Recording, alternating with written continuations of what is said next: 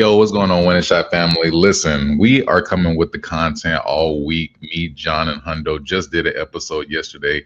We're coming back with a special episode for the NBA playoffs. Starting tomorrow, we have an exciting play-in. Starting with the Eastern Conference, you got Philadelphia. You have, dang, who else? You have Orlando, Charlotte, and who's the last playing team we miss? I'm missing. Um, Trailblazers, Suns in the West, and then the East, you got the Magic 76ers and the Heat and Hornets on the East. All right, so a lot of good storylines, but just really an eventful season. So we're gonna kind of recap the season and talk about the NBA playoffs because we should be in for some good games over the next month. So Hundo, like, let's start with this. Like, how are you feeling about this NBA season leading up to this point? Has it been an eventful season? Has it been like a mundane season? Where are you at in terms of NBA right now? I think we're in a good spot, man. I think to start the season, we saw the Thunder going crazy. We saw the Pistons going crazy. And then as the season started going along, the Spurs continued to win. Boston surprising everybody. Jokic doing Jokic things. Knicks being up and down. The Hawks went crazy after the All-Star break. Like, it's been crazy the whole season, bro. Like, we in store for some good first round matchups to say the least. Yeah, what has been your biggest surprise this season leading up? Probably the Celtics, in all honesty. Like, I didn't expect them to be the number 2 seed. Yeah. Outside of that, probably, I mean, look at the number 2 seed on the other side. You got the Spurs. So those are probably the two biggest surprises for me. Yeah, I would definitely say the Celtics as well. Like, I think in the middle of the season, Jason Tatum coming back the way he did, you would have thought that with Achilles injury, he was going to kind of like, play a couple of games and kind of work his way back into the roster. But, by game two, he was like getting a triple double. And I think like really the story of our season hasn't even just been the Tatum recovery. It's been like these role players playing like stars, which is kind of changing the outlook for the next 5 to 6 years in terms of like player development, roster construction. When you got guys like Baylor, Shireman, and Queta coming out and actually giving you good minutes, now you don't have to go and invest in a key piece because you have your role players performing. Bro, we were talking about Anthony Simons before before the season started, but he got shipped. Thanks. Yeah. And that's the crazy thing, bro. He's been a part of the long term, especially going into this offseason. He was going to be used as a trade piece in order to eventually get a higher trade pick. But now, as you know, like we traded him, we got Vucevic from the Bulls. So our roster is definitely versatile. So we can win in multiple different ways. We got size, we got also shooting. So I think everybody in the East should be worried, honestly, at this point. Yeah, yeah, we gonna see, man. Like I said, these first round matchups gonna be crazy because as a Knicks fan, man, I did not want to see the Hawks. I'm not gonna lie to you. I did not want to see the Hawks. I was Yeah. hoping Toronto was gonna slip up or something, or Orlando was gonna win some games or something. And we saw one of them, but we gonna see, man. We gonna see. Yeah. So we talked about surprises. Like, let me get your take. Who's been the biggest disappointment in this regular season?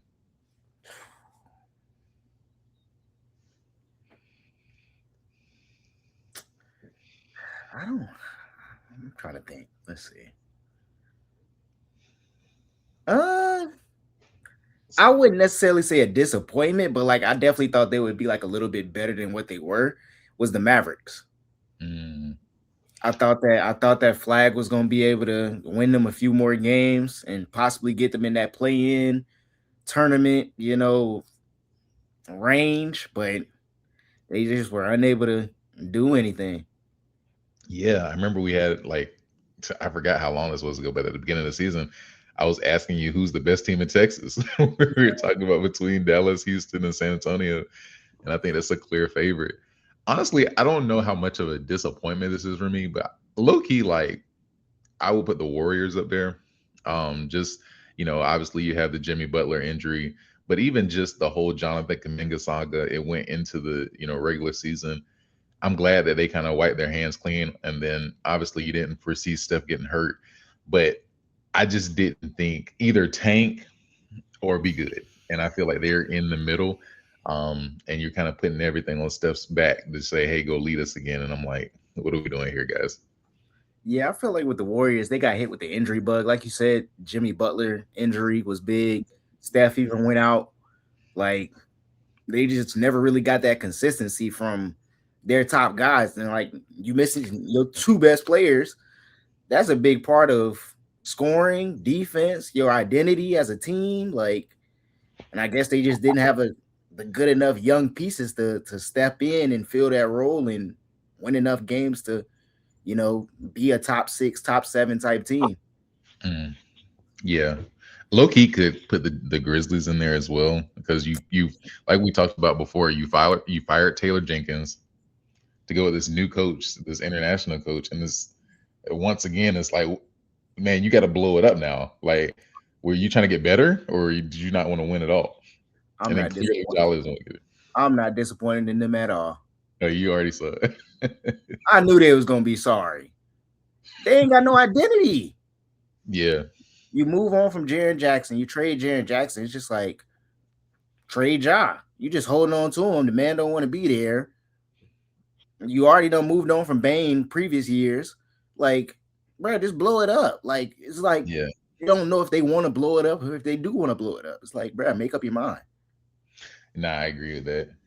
So let me ask you this before we get into the topics. Like, I think the consensus is that with this new tanking and players sitting out, that this has been kind of like a more disappointing NBA regular season. I feel like the All Star game was kind of a bright spot because people actually liked the All Star game. So I guess like because of what Adam Silver has been going through with this NBA season, what are you looking for in the playoffs, and what would you deem it as a success? Like seeing over the next couple months as playoffs. I don't think with what he's having to deal with as far as like tanking and stuff and players sitting is like I don't think the playoffs can help that or save Yeah, that at this point. I think we're still gonna have like good basketball for sure. Like I think it's gonna be good games and like the people who love it is gonna love it. yeah, But I don't think it's anything that can happen in the playoffs that can change that. Like I sent you something earlier. They said Steph Curry was gonna be on a minutes restriction. And it's just hmm, like you look at a situation like that, and we were talking about the other day where like the organization might not want the player to play, right? And the yeah, player wants to play. So you might we might see more situations like that, right? We saw the Giannis situation. He wanted to play, the organization didn't want him to play, missing out on money. So we're gonna yeah. we gonna see. But I don't think the playoffs is gonna be able to change anything that's going on right now. Yeah, I kind of think there's some similarities with like how March Madness went this year. I see a lot of the storylines happening later on in the playoffs, like round two, round three. I think if the Clippers would have made it out, them fully healthy, it would have been interesting to see Kawhi return to San Antonio and what that would have looked like. Um, and obviously, I don't know if like Portland or Phoenix could, withstand anything that OKC throws their way. And even with like the middle matchups, like with Houston and LA, like obviously fully healthy, I think that would be a premier matchup. But now that Luca's out, AR is out, a 41-year-old Brian, I'm not gonna get on that, but you can't expect him to take the reins and be the 2016, 2017 Brian anymore. So I think a lot of those matchups is like it's not must see TV. I hear what you're saying, but like for me personally, like especially like that Lakers and Rockets matchup, like I'm excited to see if he can do it. Is I'm now. excited to see if Braun can do it. Hey, if he's able to do it, hey, I'm coming on here and I'm talking cash to you, Okay. to you. All right. And if he doesn't, what are you gonna do? You're gonna Hey, just go to the hey, you 41, bro. Get ready for the offseason. They went out. next. Yeah. All right. Let's go ahead and jump to the first topic. What are we talking about? You started playing tournament, man. You can start right there. Okay. So tomorrow, 7:30. Let's go into the first one. So you got Miami and Charlotte playing at 7:30. Charlotte has been one of those like you know surprising teams. Like they were definitely lottery bound every year, And this year they kind of turned it around. Obviously, you have Con Kneppel having a record-breaking season, and then their team construction, like you got Miles Bridges, you have Brandon Miller, even like you got your boy Sion and Lamelo. It seems like this is the one time the team has coming together well, and it seems like they surrounded him with Lamelo with good pieces. Miami, on the other hand, you had Bam's 83 like a month ago. Um, but it seems like Miami has been bound for the play-in since the play-in began. So what are you expecting out of this game, and like what do you see with both of these teams? Yeah, I think it'll be a good game. I want to say this is a divisional matchup too, bro. I think Yeah, like these teams see each other a good bit in the regular season. But like you said, Hornets definitely surprised me being here. Good thing is they've been healthy all season, and that's really been their downfall in previous seasons. They just weren't healthy. yeah, Lamelo, whether it was Lamelo or anybody else that was hurt. So they're healthy. The Heat, on the other hand, like you said, Bam's been hooping, but Tyler Hero injured all season, pretty much. Played a few games here and there. Hopefully he can go and get him something. It should be a good game. If I had to choose, I would probably have to take the Hornets right now. I think the Heat have been up and down recently in the last few weeks, and I think the Hornets are playing good basketball right now. yeah. Like I'm looking at the stats now. Like I assume Lamelo was going to be the leading scorer, but by point one it was Brandon Miller, but both of them scoring 20 points. You got Khan scoring 18. And I think like even just the contributions that you're getting from like a Musa Diabate, Mhm. um, and like Kobe White, I think that was a good addition. Like I think they have like a good team that probably needs a year or two plus probably another piece in order to like be a legit playoff contender, like a 4 or 5 seed. But I really like how this team is constructed because they're really young. But low key, it feels like even with Lamelo, he now has like the roster construction to support him because a lot of the um, defensive consciousness when you were playing against Charlotte, it was always catered to Lamelo. But now that you have two elite scorers, plus you have a guy like Con Canepa who you can't leave open, I think that opens up the floor even more and it helps with the spacing. Yeah, definitely. My only pushback is like when you say they need one more piece, is like, what does that look like though? Because that starting five been going crazy all Yeah, year. When that starting five is playing together with Musa, Miles Bridges, Brandon Miller, Khan, and Lamelo, them boys dangerous. So yeah, I mean, you add Kobe White off the bench already, so it's like, do you just need another year together? yeah. I was gonna say like I'm looking at Cal Brenner like from Creighton. Like I love him going out of Creighton. I would imagine he takes a step up next year to kind of solidify their center position because you kind of just have Musa taking over.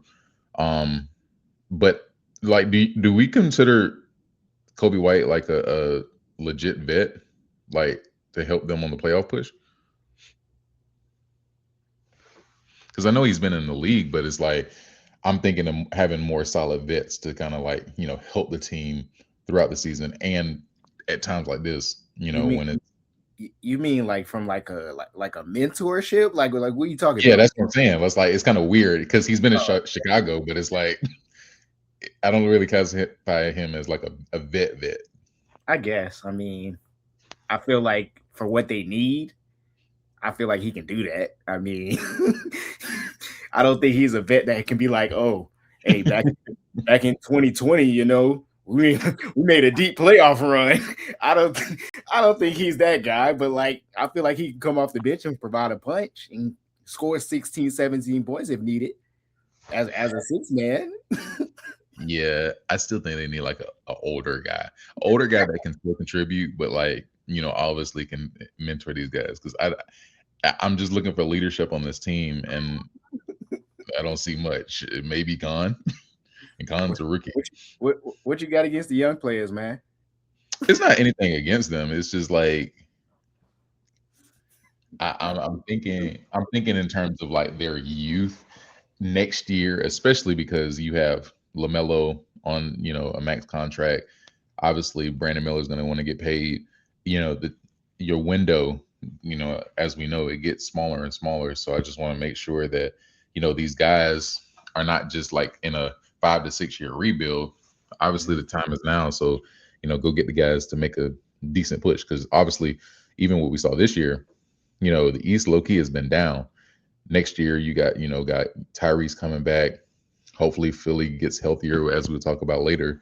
And if the Heat make a move for like a Ja, plus you have like Jalen Johnson with the Hawks, and if they get a number one pick, that team looks different. So like it's a cute run now, but if you don't make the necessary moves, you could easily be back in the position that you've been for the last 5 to 6 years.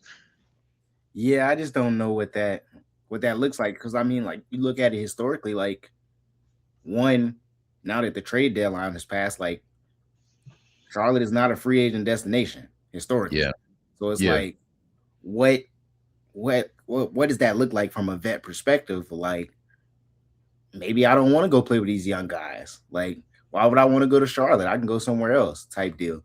So I don't know. Like, it'll be interesting to see who they are able to bring in, to try to fit that mold, and be that veteran leader, that can still produce a little bit or something. So we'll see. yeah. So you have winning this game. Charlotte. I think Charlotte. I think Charlotte to get it done. So with that, like I kind of alluded to it with Ja, but like, what do you do if you're the Heat after this season? I feel like the Heat are in a position where, like, they're just like waiting on like that one big move of, Yeah, like, yeah, you have Bam, you got Hero, you just really need like one more piece. So I don't know if that's like Giannis that they're waiting on, or who that might be.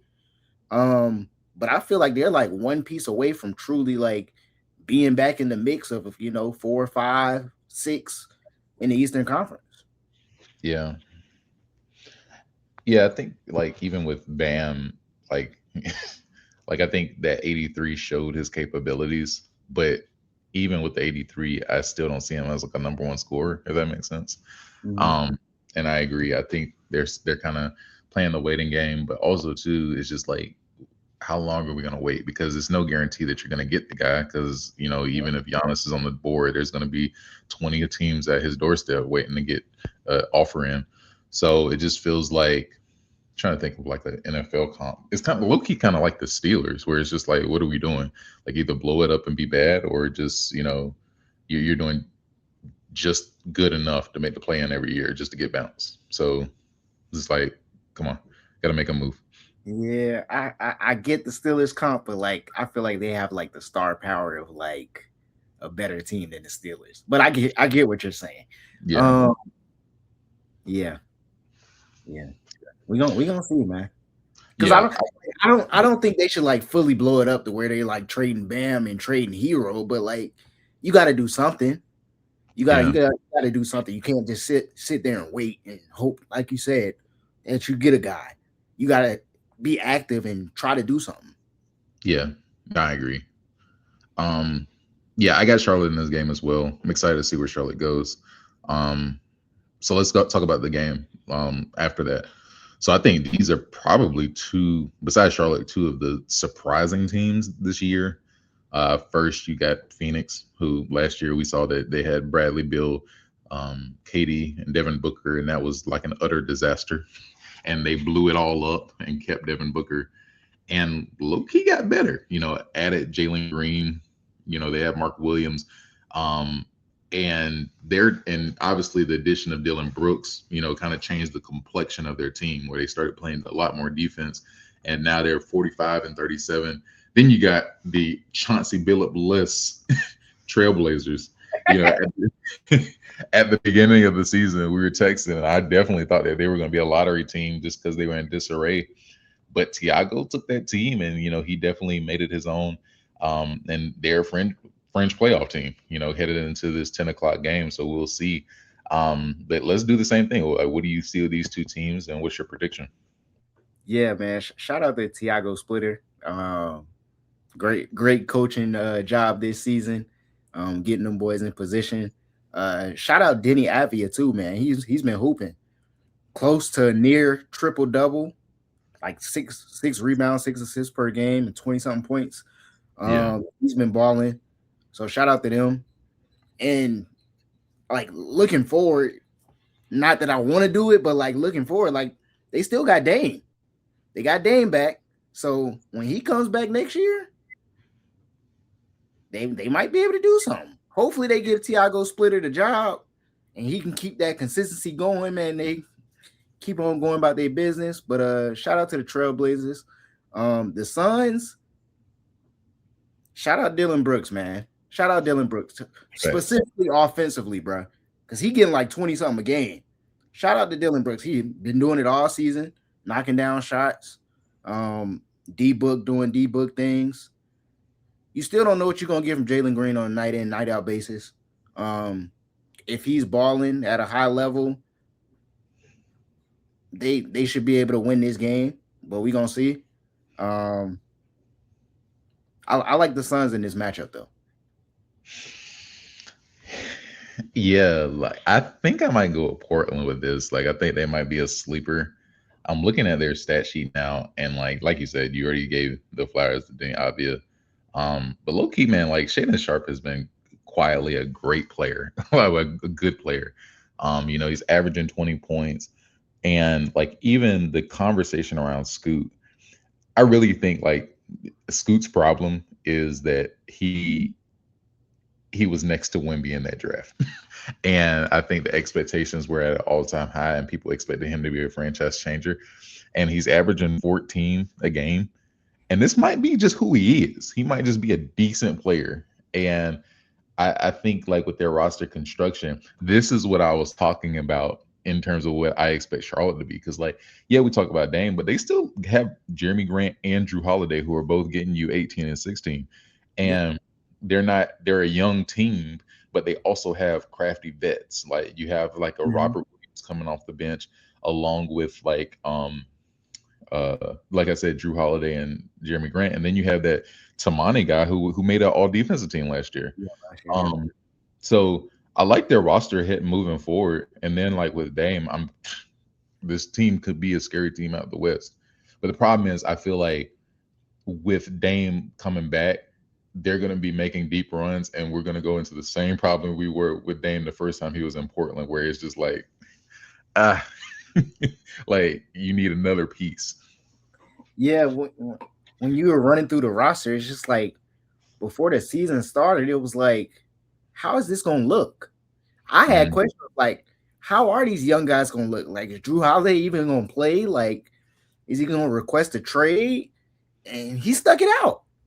He stuck Yeah, it out because like he was getting moved around left and right. I wasn't sure if he was gonna play or not. And hey, he laced up the shoes. He came to hoop. So we gonna yeah, see, man. I just don't. I just can't count out D Book in a winner go home situation. Can Drew Holiday slow down Booker enough? who do they have like I guess defensively besides Dylan Brooks? Like who else do you have to guard with Portland? If we having a shootout, I'm trusting Devin Booker over anybody on that Portland roster. We just gonna have to have a shootout. Remember, Devin Booker scored 70 in the game. You always tell me that. Let's not forget. He has the capability of beating a team by himself. Literally.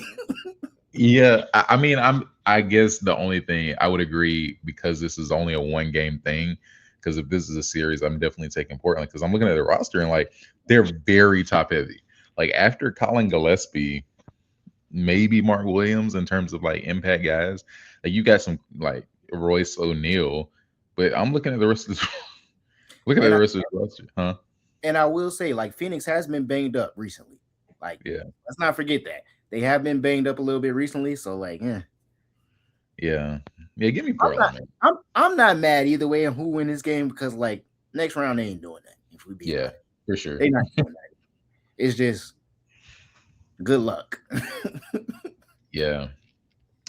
All right, let's hop back to the East. So Wednesday, There's two more games. So one of the disappointing teams for me, if you Yeah. recall, they were one of my finals favorites was Philadelphia. Philadelphia and Orlando are playing each other. I think this is like the battle of the disappointments right here because both of these teams were supposed to be better than what they were. But they're now in the play in. Um, so I have a couple thoughts, but you go ahead and what do you think about these games? Yeah, I'm pretty sure at the beginning of the season, I had the Magic coming out the East. I'm pretty sure. I'm Yeah, pretty sure they were up there, you bro. did. I think I had them coming out the East, bro, if I'm not mistaken. Yeah, and I had Um, Philly up yeah, and they both in play in, so the East. they definitely not coming out the East. Neither Yep. of them. Whoever win this game, they're not coming out the East. It don't matter. Um, yeah, like I don't know what it is with the Magic, bro. Like, because on paper, like they have a good roster, a decent enough coach that's very defensive focused, and they keep losing games. They keep losing games. So at least the 76ers, they could say, oh, Paul George missed games, Embiid is hurt. They can lean on the injury and gambling or whatever it was that Paul the drugs that Paul George was on in their defense. But the Magic, inexcusable. Got to be better. It wouldn't surprise me if the coach is fired soon. Um 76ers, they might be blowing it up soon. It's unfortunate. It's unfortunate. Now to win this game, I know the Magic been playing bad, but I'm going with the Magic. I think Paolo and friends will be able to get it done. Yeah.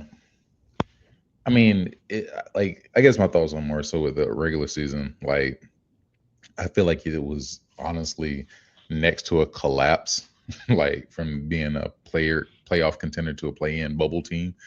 And I feel like the biggest problem with Orlando has been the injuries. So you have Paulo, Franz, and Jalen all nicked up at certain parts of the season. And then I think later on you had some injuries with even Anthony Black, who's had a good season, and Wendell Carter. And so it feels like towards the end of the season, like Jamal was trying to patch that roster together. And I think I'm looking at the stats now, the defensive rating, it just really has tanked. And I feel like they relied on Suggs a lot for that defensive presence, but they really had no true floor general. Um, and I think they were just kind of just figuring it out. It felt like a lot of times when I was watching them, it was like they were playing street ball rather than actually running any NBA offense. I think they have, a star with Anthony Black, and obviously the question is going to be, can Franz and Paolo coexist, or do you move off of one of them? Because there were some games where Paolo wasn't playing, and they low key look better, and so but they're still standing in that 45 and 37 range, that kind of just mid range. And I think there's going to be a lot of questions this offseason. Like, I know they're like people were talking about Jamal Mosley being fired, but I just looking at them, I think their problems are, more so systemic. Um, but, the right coach could change that. So I'm curious to know where they go from there.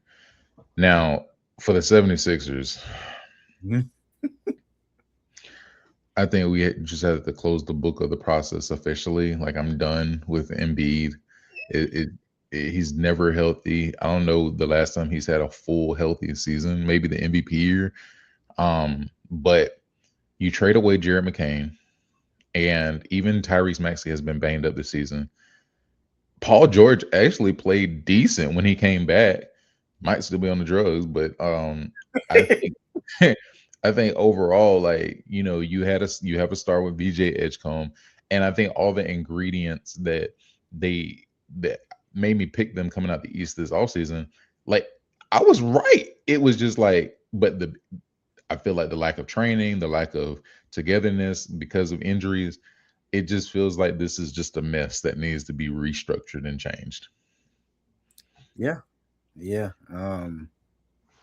That was the biggest question coming into the season was health, and Yeah, like MB started off good. yeah, He started off good, And then you get the Paul George news that he's gonna be suspended. It's just like, dog, like everything was going good, and then you get this, and then Embiid gets hurt. Now Maxi's out a few games here and there. It's just like got bad luck, low key. Like you couldn't have scripted it even any worse. Like they were literally hooping before Paul George got suspended, bruh. They were hooping. Yeah. So I don't know if that means they should run it back again and hope that once again another year, hoping that everybody stays healthy and can be on the court and see what it looks like, or if they continue to make moves. I Yeah. don't I don't know. So would you say you had in this game? Orlando. I'm going with Orlando. Yeah, Embiid's not playing, so I've got Orlando as well. If Orlando loses this game, especially after losing versus Boston the other night without Tatum or Brown, you I don't even think Mosley flies back. Yeah, he's getting fired Yeah, immediately. yeah, they have to win this game. Um, so then the game of the night is with Golden State and the Los Angeles Clippers. You could argue equally as disappointing. You mentioned earlier that Steph is going to be on a minutes restriction, so this should be the Clippers game to win. But we've seen crazier things, especially with the Clippers in playoff contention. What talk to me about the like Golden State and the Clippers? Yeah. Like I said, Steph gonna be on a minutes restriction, but like that low key don't mean nothing, bruh. Cause Yeah, the way he can shoot the ball, bruh, he can still get 40 in that 29 minutes or however many minutes he about to be playing. So it wouldn't surprise me if he have one of them games and go crazy, or we get a Kawhi special and Kawhi go crazy. yeah, It could be one of those games for either one of them, and I wouldn't be surprised either way. Um, Once again, I don't think either of these teams are doing anything. Um, could the winner of this game beat the loser of the 7-8 seed? Absolutely, absolutely. But come playoffs, if either one of these teams make the playoffs and match up against OKC, they're cooked. They're cooked. It's over. Get ready for the offseason. Um, like we talked about, the Warriors, they've been banged up. They lost Jimmy Butler. Steph just came back. You missing your top two guys. This is what happens. This is what it's gonna look like. Um, they're not they're not even 500. They're not even 500. not even 500, bro. Bad hoops. So I mean, like after Steph, it's just like, can anybody else do anything? And these two teams just played each other, and it was actually a close game. But I think the Clippers gonna get it done, man. I trust Kawhi enough to get the job done in this game. Who would have thought that Jonathan Kaminga would be comfortable in the playoffs right now and not be on the Warriors? I would have thought we'd have still seen headlines in the news about Kaminga not wanting to be there, still complaining and not playing. That's the crazy thing. He wasn't even playing. Now he coming off the bench for the Hawks and actually playing and winning games. Boy, Yeah. Honestly, this like looking at the back half of Steph's career, like you obviously they go into Boston and win, but I think collectively, man, the Warriors have done a disservice to Steph and his career. Like, I don't think Steph has the same behavior persona as LeBron in terms of like forcing trades and like wanting out. But I feel like just there's gonna be a lot of what ifs. Like I think people, he's had a good career, but like I suggested at the beginning of the season, I was like, man, trade Steph. And I agree with you now. I don't think he's getting traded, nor does he want to leave. But I think he still has talent, and I think he still has some juice left in in the tank. It's just like next season, what's going to be the difference? I don't think that there's going to be any immediate changes in their roster to make them playoff or finals contenders. yeah, I just don't know. Like, I get what you're saying, and like the organization let him down, but it's like what could they have possibly done? Because like when you look at it, they try to draft young guys. Wiseman didn't pan out. Who else did they have? Moody, Moody. Moses Moody, still there, but not nearly as productive as a lot of people probably thought. Yeah. Kaminga wanted out. So it's like they tried to draft these young guys. They traded away Clay. They left Draymond, let Draymond stay around. They tried. They brought in Jimmy Butler. He gets hurt this year. It's just like they're trying. It just hasn't like worked out. Yeah. I feel like the biggest thing though is like, so they struck out with that Wiseman draft. Mm-hmm. Because Wiseman didn't pan out to be an NBA pro, and I think just the style that Steph plays, I don't think it ever would have fit. Um, but I guess like organizationally, like you let what did they let go of Clay, or was Clay a free agent? I think they let him walk. Okay, yeah, Make but sure. I feel like they're doing everything a year late when like good organizations like make tough decisions early. Look at us. like we had to make some very tough decisions even with our roster this year. And fortunately we had great scouting guys to where we could actually go draft well, but also, make trades where you have the capital to go get Anthony Simons and you can flip that. But I just feel like their scouting department, the moves that they've made, is like even with Pods, like Pods is an okay piece, but you don't have.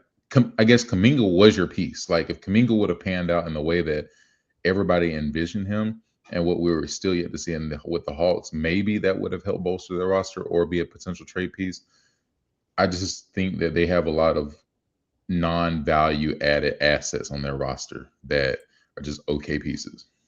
Yeah, and that's what I said. Like looking at this game, it's like after Steph, it's like, can anybody do anything that can change the game? I mean, maybe Pods, but like I'm not banking on that. If that's what I'm banking on, good luck. Yeah, I agree. They So tried to bring in Porzingis. We gonna see what happened with that. So I mean, they just gotta be healthy, bro.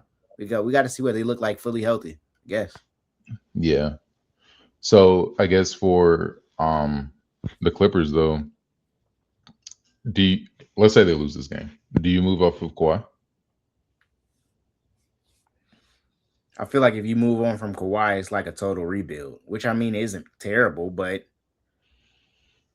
are you going to be attracting free agents? How heavy are you going to be going after free agents?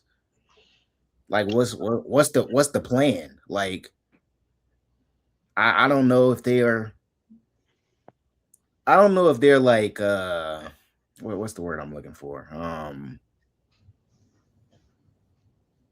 I just don't know their plan. Like if they do move Kawhi, like what does that look like? Like I feel like they about to be sorry if they move on from Kawhi. Yeah. Are you fine with being sorry for a year or two and then trying to get back to relevance? Yeah, I feel like that conversation is layered because, for most of our childhood, they were sorry, like outside of the Chris Paul years, but also too, they just moved into a new arena. So I don't think that you want to come in being sorry when you're trying to get butts in the seats. So I don't know. I feel like for that reason, they might try to retain Kawhi, but low key, I just feel like they're kind of fed up with his, not him not being available. Mm-hmm. Yeah, because I mean, sure, you move hard, and you got Garland, but is that enough? I mean, Like, hopefully, you got to try to bring in somebody else, another yeah, star outside of them, maybe. yeah, hopefully Benedict makes a move up. Um, But yeah, I agree with you. And you traded away Zubac, so you're gonna have to solidify that spot. And I don't know, but yeah. All right, so you ready to get into the playoff talk? Let's do it. You want to start in the West or the East? Let's start in the East. Let's do it. So we talked about the Hornets winning. So if they win, they will be playing the Pistons. Um, so I guess, do you see an upset? Do you see how many games do you see the Pistons winning? Obviously, the biggest news was Cade coming back from the collapsed lung. People thought it was going to be later than that, but he's been averaging 28 and 10, had a pretty good year. And I feel like with the Pistons' youth, even with Dennis Jenkins, like and Asar Thompson, I feel like they have the capabilities just to suffocate Charlotte's guards. And I don't think it'll be close. Maybe five. What say? Yeah, I think the games itself will be close. Um, I'm gonna take the Pistons. I don't think they're gonna lose the series. Um, but yeah, 5 or 6 games. I think Charlotte might be able to get 1 or 2. Yeah. So what would be Charlotte's case to win this game? When we win the series, if any? 3-point shooting. LaMelo gonna have to go crazy. Khan gonna have to go crazy. Brandon Miller got to be Brandon Miller. Um, and I think defensively, if you can, they might not want to do this. They might not be even be able to do this. But if they can get physical, I don't know if that's a team you want to do it against, but that might be the way to go, Yeah. right? We know these two teams don't really like each other too much. Um, we saw the boys fighting earlier in the season, so it wouldn't surprise me if it get ugly and it get physical, man. Come on, Yeah. bring that playoff energy, fellas. Yeah, just being like in the city, like I see that everybody's excited for Detroit this year. I was gonna say if they were maybe like in that 4 or 5 range, they could get, steal a game at home. Like Charlotte could steal a game at home, but I think JB Bickerstaff's gonna have that team ready. I do think it's gonna have to be a nasty game for Charlotte to win. Maybe like a 76-75 kind of game. But low key is like if it gets that close, I trust Detroit's physicality more than I do Charlotte's. Um, so I honestly don't see it this year. So that's why I feel like Charlotte has to make some moves, or take get a leap from some of the guys on your roster for next season. But it's been a good story. I will say though, like with it being the playoffs and it being like a series, like I'm interested to see how Cade is playing, especially Yeah, this first round. So if he really like banged up and like can't go 100% or he's on like a minutes restriction or something, like I'm gonna be interested to see that. Like how does this playoff run affect him, or how's he gonna be affected by his health in this playoff run? So we gonna see. That's definitely gonna be something that I'm keeping an eye on. yeah. So then I guess we'll move over to the Celtics. So the Celtics are either play the Magic or Philly. Um, we kind of went over the our talks with the both of those teams, but I guess with the Celtics, um, I think it's just going to come down to a Tatum and Brown feast with this game. Like, I think that they can just outscore both of these teams, especially if they play Philly. I think with Embiid being out and injured, like I don't have a problem with Queta versus Embiid, if that makes sense. That would be my only kind of worry. But even with the Magic, like I don't think their perimeter defense is good enough to compete with Tatum or Brown. And then you still have Derek White. And I guess this first round for me as a Celtics fan is like, I want to see how our role players produce. I want to see Cueto in playoff minutes. I want to see Shireman in playoff minutes. I even want to see Jordan Walsh in playoff minutes. Because I think we're going to need them later on. Um, and so I'm anxious to see like how Missoula's rotations look in these games. But I don't have a doubt in my mind. I think it's going to be five. Yeah, this should be a confidence builder for y'all. Get y'all shots up. I know y'all like to shoot threes. Get them shots up. Um, let it fly. Y'all should handle business. Four, Yeah. 4 or 5. It wouldn't surprise me if y'all sweep them. Yeah, for sure. And then the other thing for me is like I know Tatum's been healthy out there. It's just that bracing, just making sure that Mm-hmm. last year doesn't happen again. because this has been unprecedented with the time that he spent in the offseason and coming back this early. There's still that, like, that old age old adage that the playoffs are a much different game than the regular season. So I'm curious to know that Achilles looks like in the playoffs too. Yeah, but I will say, like, I feel like y'all have shown throughout the season that, like, y'all be fine. Like, I Yeah, feel like when it happened last year, it was just like a big blow, and it was like, dang, like it's the playoffs now. Like, we don't really have time to like adjust our game plan or our strategy. It's just like this is what it is. I feel like with this season, it's like y'all have been through all of that through a whole pretty much what 70 games, 60 games. yeah, This so it's like y'all have that experience. Y'all your role players should be ready and prepared if it does happen. Um, so I'm not too worried about that. If he even if he does go down, I don't want him to go down, but like if he does go down, like I feel like y'all will be fine still. yeah, for sure. Let's hop over to the Cavs Raptors game. So the Raptors definitely been a surprise team this season. Um, and Cleveland, not necessarily surprised, but I guess the biggest move is trading Garland for Harden.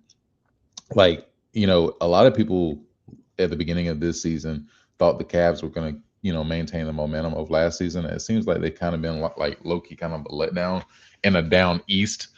Um, and then the Raptors kind of been the opposite, where we thought that they're probably going to be near play-in or miss the playoffs, and they've kind of been a solid contender with such a young roster led by Brandon Ingram. So, like, what are your thoughts going into this game? Like, how do you feel matchup wise? The Raptors match up to Cleveland. Cleveland matches up to the Raptors. Yeah, I think this will be a good series. Styles make fights, as they say. I feel like Cleveland is the bigger team. Um, but Toronto is hungry. Long athletic pieces, guys that can guard multiple positions, and they can score. It's going to be interesting to see how much Quigley can go. Um, I know they say he was banged up, might be like day to day. So we'll see how much he can go. But I think the Cavaliers should be able to get past the Raptors. It's been a good season, like you said, for the Raptors. Definitely didn't expect them to be in the mix of top five teams in the Eastern Conference throughout the season. Yeah, The boys been hooping, but I think Harden, Donovan Mitchell, Mobley, I think it's gonna be enough. yeah, I agree. I think so. There's like two lines of thought with this game, with this series. Like, you know, we know what we're going to get from Brandon Ingram, and Brandon Ingram has been here before in terms of playoffs. I'm curious to know what a step up from Scotty looks like in this environment, because like we kind of been waiting around for, like, Scotty Barnes, and I think he's put up great regular season numbers, but I think now's the time where, kind of like LaMelo Ball, it's like, okay, you're low key a bit now, and you haven't had a moment. So I think I would like to see a couple of good games from Scotty. I don't know if they have enough to win a series, but I do think they have some young talent. Like, you even have Collin from USC that has been great defensively. But also too, you still have RJ Barrett. So curious to know what that looks like. Um, yeah, I think Cleveland wins the series, but I would like to see the Raptors still at least two. Yeah, I think this definitely going like 6 or 7. It wouldn't Yeah, surprise me if it goes 7 at all. Um, but I'm low key excited to see James Harden in the playoffs with this Cavaliers team, bro. Like I feel like he has an opportunity to like do something crazy, bro. Like averaging like 30 and 10. Like I just got a feeling he about to go crazy in the playoffs, bro. I hope he don't let me down. yeah. I think for his legendary status, it would be pivotal for him to go on a deep run in this playoffs, because the only knock on his career has been his playoff performances. But if he could have a Tyree style run, then I think he would be stamped as probably one of the best shooting guards in history. To be honest with you. Yeah, I So feel I feel like we haven't seen the best of that duo yet, bro. And like I feel like this is the perfect time for the both of them to like just go crazy. Cause like we know Spider can go crazy. yeah, We we know he can. We know Hard can go crazy. So it's like Will we see it unleashed? I hope they unleash it. Yeah. All right. So got one more series. Let's talk about Jalen Johnson, um, and that team that was resurrected versus the Knicks, who have been up and down. So I'll let you go ahead and get started since this is your team. Yeah, shout out to the Hawks, man. Like I said earlier, man, post All Star break, one of the hottest teams, if not the hottest team in the NBA. Traded Trey Young and got better. Like CJ's been hooping. Like you said, Jalen Johnson's been hooping. This is a scary team to face right now. As a Knicks fan, man, I did not want to see them. I told you this off air. I didn't want to see them in the first round. I was hoping we got Toronto or Orlando, but the way the cards were dealt, we ended up with Atlanta. I think it's gonna be a tough series, but I think the Knicks gonna get it done. I think this similar to that last series we talked about, 6 or 7 games. I can see it going 6 or 7. Yeah, the Knicks have to get it done, especially after going to the Eastern Conference Finals last year. You cannot have a first round exit. I don't even think it could go 6 or 7 because I think that would literally kill the momentum with this team. But I am excited to see Jalen Johnson. I mean, that roster with Nikhil, you have Dyson Daniels, Clint, you have Jalen Johnson. Like, I I guess this is more so auditions for what do you do next year because you have that potential high draft pick from the Pelicans. Um, and so I guess if Jalen Johnson kills, I feel like it completely changes your draft strategy because do you go get a AJ Devonsa? Do you go get a Darren Peterson or Acuff if you're that high? Um, so I'm curious. And like even with Cam Boozer, it's like, okay, do you move off Capella and just go get a big, and just go get that point forward look with Jalen Johnson? I don't know, but I feel like that's what I'm kind of interested in seeing. I have the Knicks winning, and I think it's going to be like 5 or 6. But I guess I think for the Knicks, I'm more worried about what happens in these later rounds. But my eyes in this first round is just going to be on the Hawks specifically because I'm curious to know what kind of roster makeups you can, put together in this offseason to be successful. Yeah, I think they definitely found their piece to build around in Jalen Johnson. Like you said, if they have a high enough pick, those top guys are wings. So it's like, do you Thanks. need another wing to surround them with, or do you like try to move back, or do you take, like you said, Darren at shooting guard? Um, try to get more of a guard. Um, Yeah. like you said, CJ's been hooping, but he is older. So it's like, do you run it back with him, or do you move on and try to go younger? So we'll see. But I will say too, like, bro, please don't overlook this series, bro. Please don't. I know you're talking about the Knicks in the later rounds, bro, but it would not surprise me if the Knicks lose in the first round, bro. Wow. It would not surprise me, bro.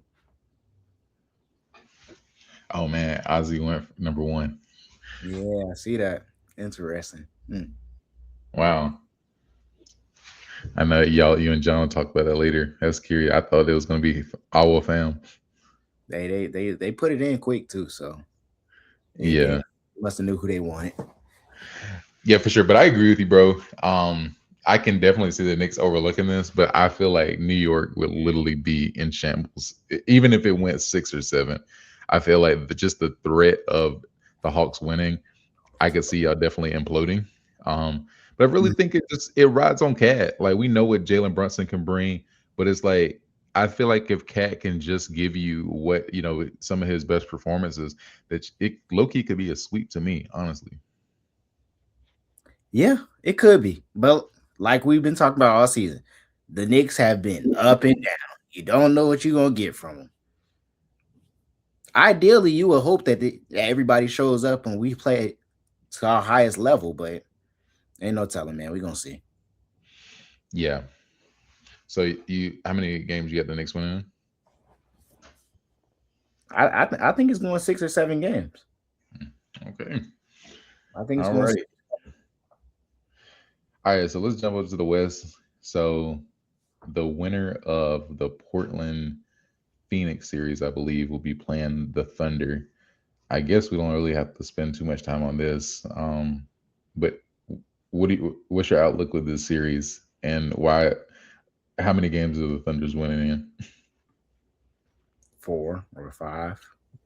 I don't Three. think I don't, I don't, go ahead and skip to the second round, man. these teams these teams don't belong in the on the Thunder's home court. Get them Stay out of healthy. there. Back them up. Stay healthy, OKC. Yeah, Stay healthy. yeah. Um. We need no injuries. All right. So, oh, actually, no, I lied. Well, my bad. Let me see. Yeah, The whoever win that game play the Thunder, and then whoever lose got to play the whoever lose that Suns Trailblazers play the winner of that 9 and 10 game for the seventh seed. okay. Do you see any upsets happen with Spurs? Like that, whoever plays the Spurs. No, Okay. All right. Spurs handle business. Same sentiments as the Thunder. Stay healthy. Wimby Yeah. don't do nothing crazy. Don't hurt your Yeah. ribs, brother. Don't go out there trying to look like Hakeem. Yeah, Like save it trust for later rounds. Yeah. serve Uh, your energy. we're trying to dunk on Mark Williams. Stop it. It's not worth it, bro. We know you're better than him. um. All right. So let's go over to the Nuggets Timberwolves. I feel like um this would be a good series, but I really like I watched the Timberwolves the other day and there was literally no defense. They think they're playing the Spurs, I believe, on Prime. But what are your thoughts going in this series? Denver's favored at -6.5. So um I think they're the clear favorite to win another this bracket. Yeah, that was the Rockets they was playing. Them boys was having a shootout the other night. Yeah, But, yeah. I, I want the Timberwolves to like be able to do something, but like this is not a good matchup for them. Correct. Like I would love to see them win this series, but like it's hard to go against Jokic right now. Like Mhm. Jokic has been playing on a whole totally different level than anybody right now. Um, can Ant Man do something? Possibly, but like you said, they got to be able to get stops. Um, Gobert's gonna be out there. We gonna see, man. I just feel like the Timberwolves have just been like disappointing this season. Like they just haven't. I feel like they should be better than the 6 seed right now.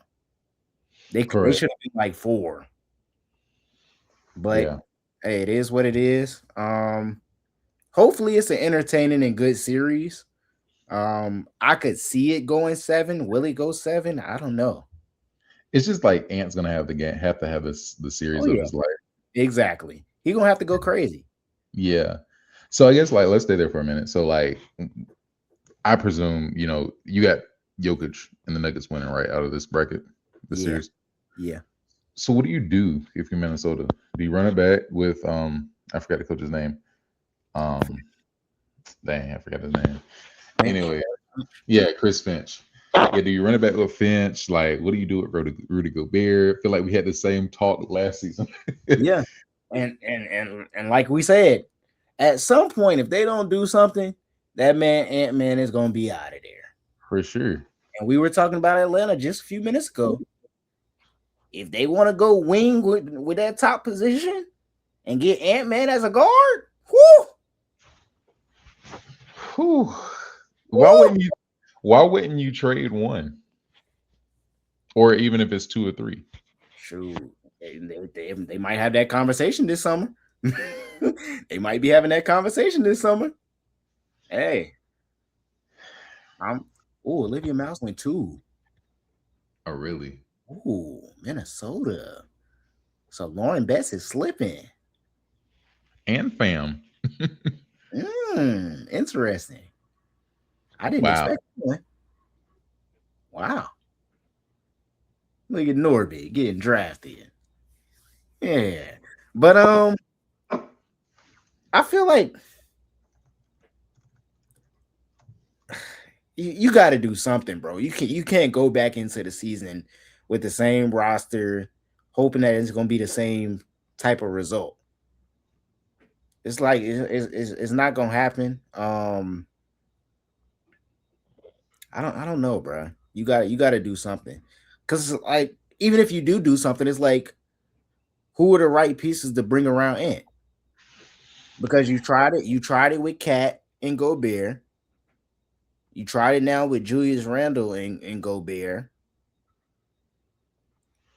What do you do? You still got Jaden.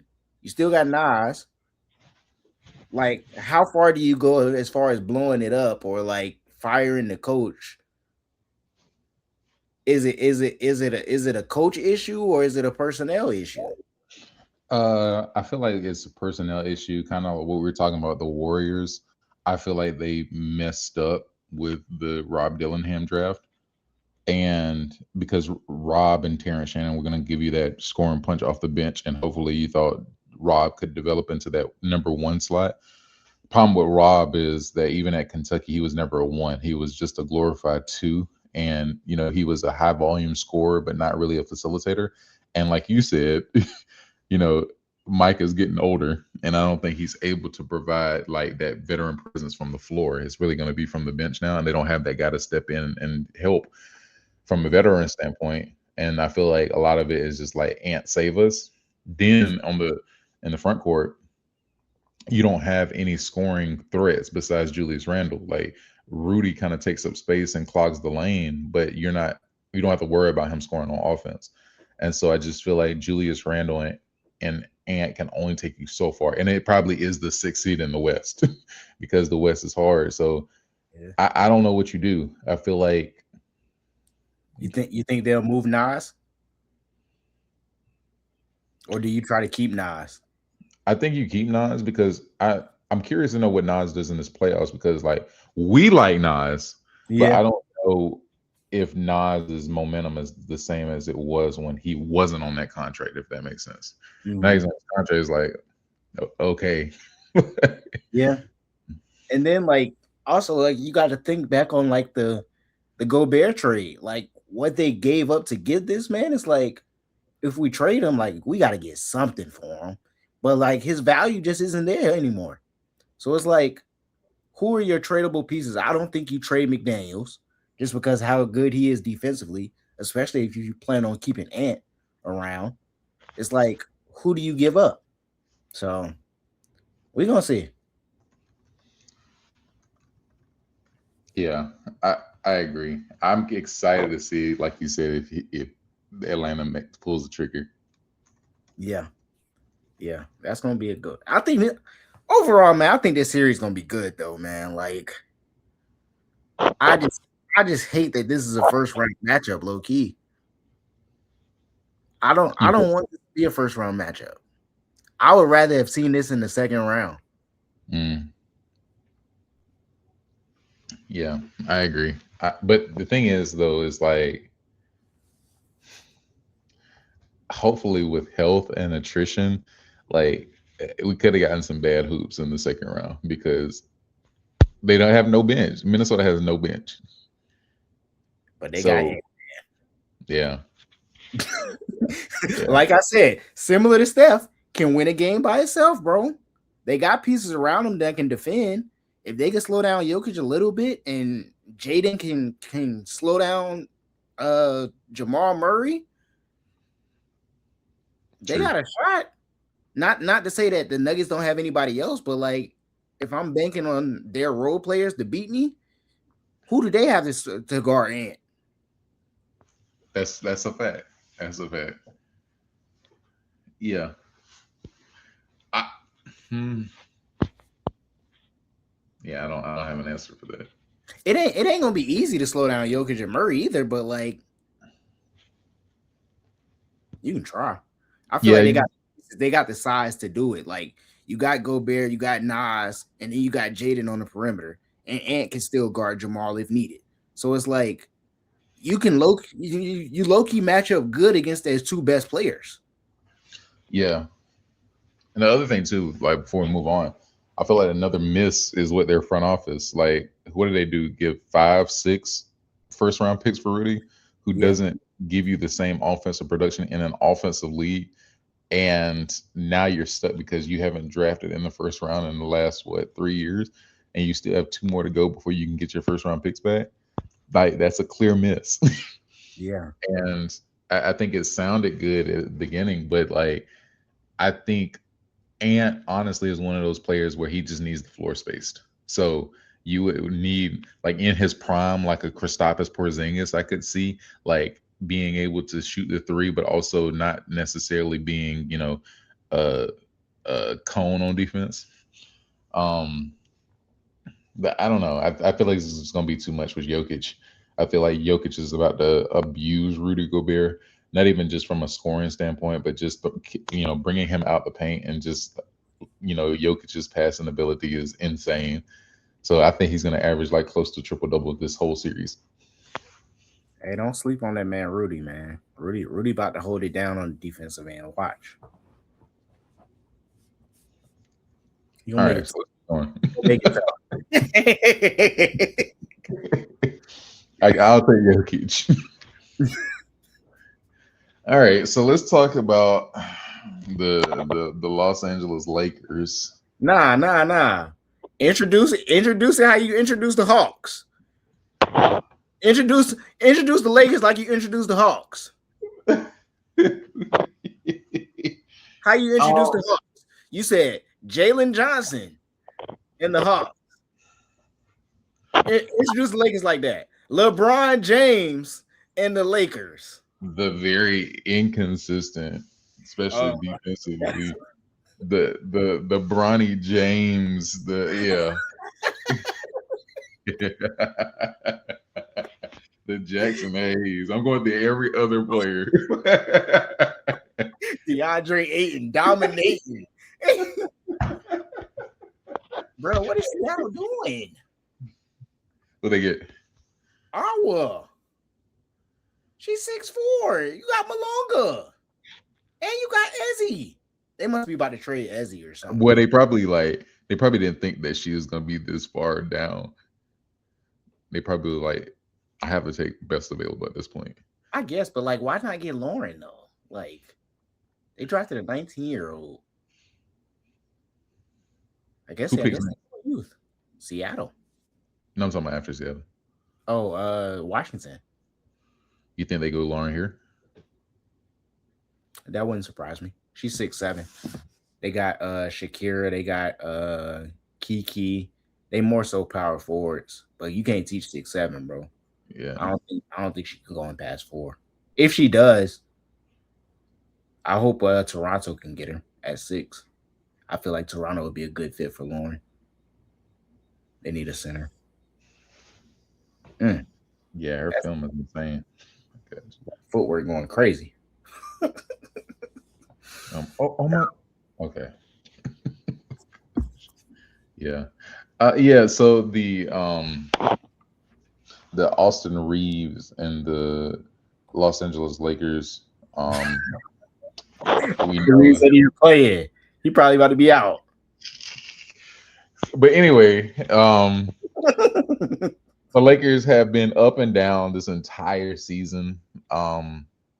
They recently lost their top 2 stars, minus Brian, um, to injuries. I think Luca's coming back from Spain is going to be reevaluated, and Austin Reeves is out this opening series, and they're playing equally up and down team with the Houston Rockets. I think for me, I didn't realize how big and important a number one having a point guard is until I saw the Rockets this season, because it seemed like they were trying to let Amen kind of run the point at times, and then what they would do is just double KD, and there's nobody else who could score on that team.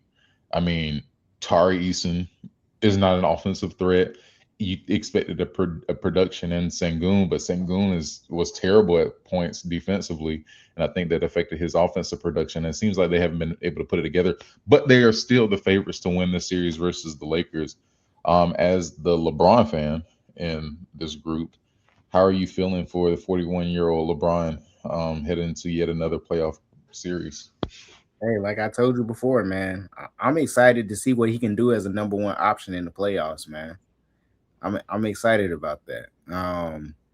Can he do it? Can he still tap into that greatness that we all know he has? Hey, we're gonna see. But like you said, man, both teams have been disappointing this year, up and down. I feel like it's just been like the KD show. Get a ball to KD and see what he can do. Get out the way. Like you said, we knew they wasn't gonna have Fred Van Vliet coming into the season, but we didn't know how that was truly going to affect them throughout the season. And like we see, like you need a point guard. Clearly, this team needs a point guard. Um, Sengun, hopefully he can get going. Um, but hey, we get another matchup of Braun versus KD. We gonna see what happens. Yeah.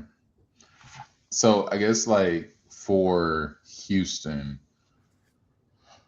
are you who do you have in the series?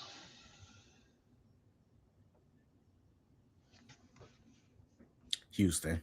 I'm gonna go Houston. Yeah. Um, I say 5 or 6. I say 5 or 6. I don't think it's going 7. I give it 5 or 6. Yeah, like I think Braun can have a moment, but it's just like who else, especially if you don't have your top two guys. And I Yeah, how just many?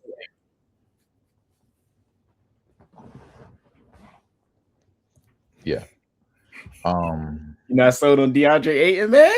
Man, his own coach said he couldn't catch the ball, and his coach was right. Hey, His coach he's was having a hard. He's having a hard time catching the ball. right. um, Oh, so I guess like Lakers lose this series. Do you, if you're the Lakers GM, like what do you do in the offseason? Do you think Brian's coming back? Do you think he's going to another team? Like, what is the outlook next season? I feel like it's dependent on LeBron. Like, I feel like he probably has like one more year left for real. Um, there we go. Lauren Best to the Mystics. Hmm. But I feel like he has one more year left. He's gonna go out a Laker next year. So I think you run it back. I don't think they're gonna do anything drastic or crazy this offseason. They might add a couple of people. But as far as like their stars, Luca, AR, Braun, I don't think anybody's going anywhere or they're gonna do anything crazy with those three. Um DeAndre Ayton, good luck in your next stop, brother. Um, but you probably won't be a Laker next year. Mm, yeah, I agree. Um, Sorry, Mingo just declared that he wasn't coming back. I just had to take a moment of silence. Um, all right. Um, Dang. Anyways, yeah, I agree. Sadly, we have to. Well, the Lakers are gonna have to play the bronze sweepstakes. Um, Yet another season.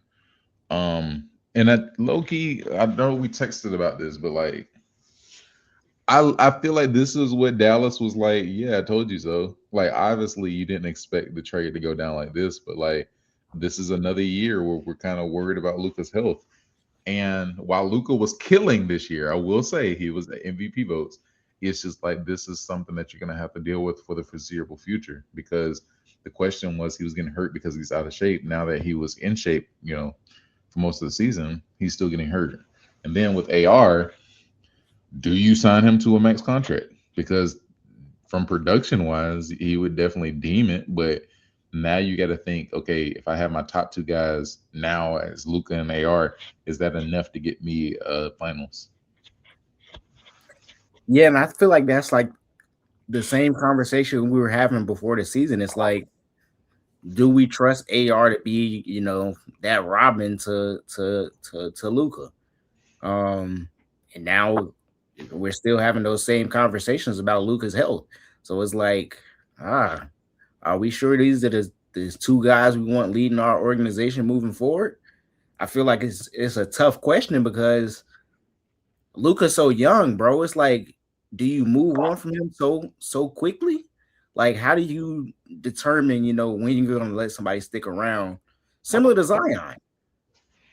Mm, So when you have that type of player, that caliber of a player, it's like, okay, I don't necessarily just want to give up on them, but at the same time, it's like, yo, we paying you all this money, yo. We need you to be on the court, especially in the playoffs. So they still gonna have some questions to answer this off season and future off seasons. Yeah, agree.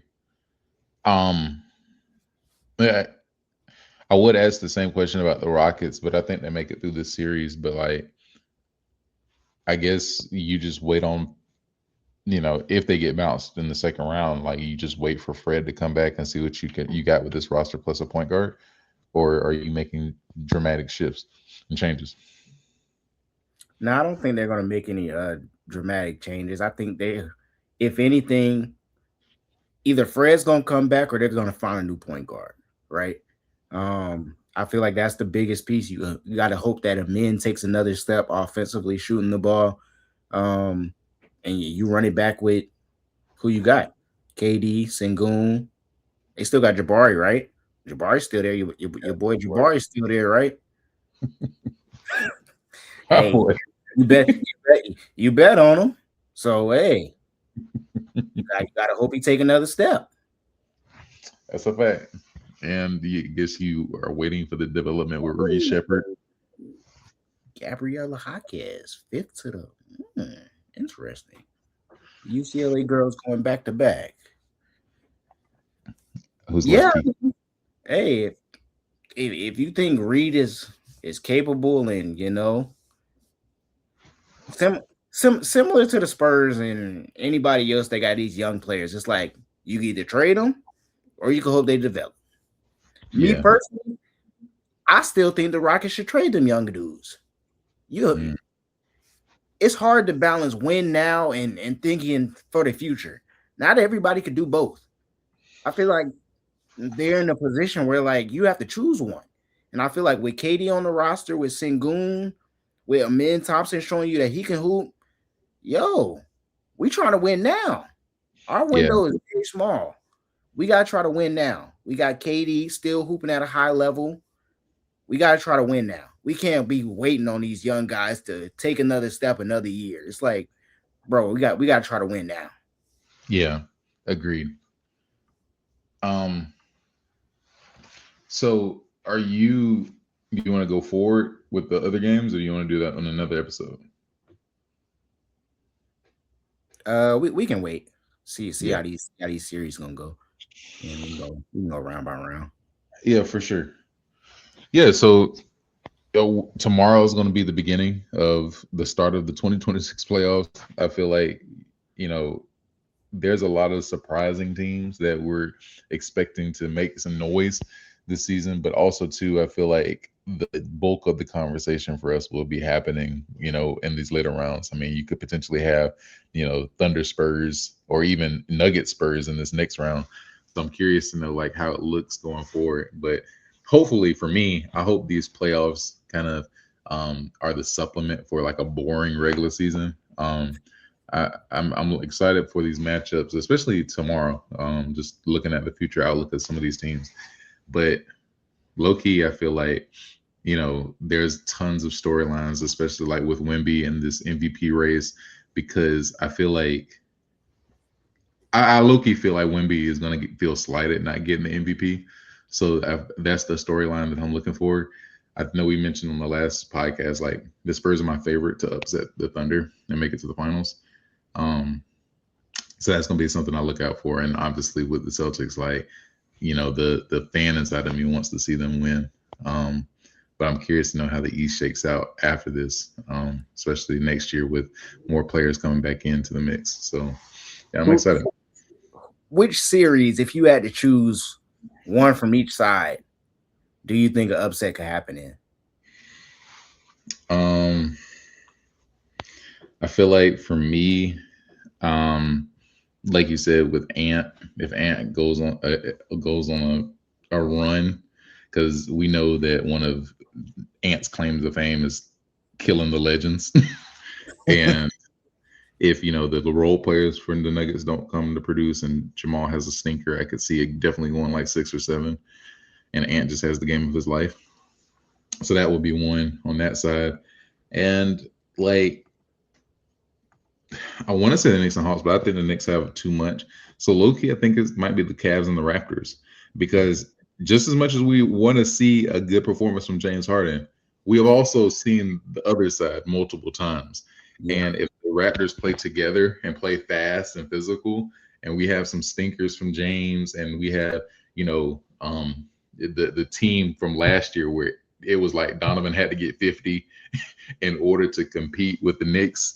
Um, I mean, and even well, I think they play the Pacers, but like if he has to have that kind of performance, I definitely could see that going late, like 6 or 7 games. I don't necessarily think it'd be upset, but I think if it had to be in the East, it'll be that one. Mm. What about you? I'm looking at that Hawks series, man. It would not surprise, like I said, it would not surprise me one bit if the Hawks win that series. Hmm. Uh, they've been hot. The Knicks have been up and down. I feel like that can go either way. Um, and then in the West, like I said, Ant Man could go crazy. And I guess technically the Rockets would technically be an upset since they're the higher seed, the lower seed. Hmm. Um, we know the Lakers situation banged up, um, and only really got LeBron. So I'm looking at Ant Man. Hopefully Ant Man can do something crazy. Uh, I think that could be a good series, man. I really think that could be a good series. Yeah, I feel like the Brian comments though, like even just growing up watching Brian, Braun could do it, and I feel like every fan in the NBA is like brace, and it's like, okay, like, are we Hey, gonna? Huh? if he does it, does that change anything about how he's perceived or like looked at by NBA fans? If he's able to get past the Rockets, Yeah. Unfortunately, I feel like if he's able to get past the Rockets, the storyline would be how the Rockets imploded. But like, if we have some vintage Bron games, like some 40 and 10s, like, oh yeah, like Bron solidified, Bron stamped. But I feel like, you know, the LeBron haters and the LeBron dissenters, namely Colin, like they're gonna want more deeper a deeper run. And like they're gonna be like, oh, okay, why didn't you if you beat them, why couldn't you go and beat the Thunder? You know? Let us be hey, they go they gonna beat the Rockets and get swept the next round. I told you. I told you. LeBron ain't doing it no more. retire. He too old. He can't do it no more. Yeah. But I mean there is a world. I think we are expecting like if I said dominating, if DeAndre Ayton could give you at least like 18 and 10 and have a couple of games in the series where he's getting like 24 27 points and dominating on the boards, and Braun is just going point forward, Braun, and say, hey, everybody get out the way. Like there is a world where it could get kind of tight going into the fifth or sixth game where it's like, okay, the Rockets have let go a couple of games, and if you get home court advantage, obviously with LA, I could see a world. It's just the question is the up and downs we saw from LeBron this regular season. Was this LeBron just pacing himself for this?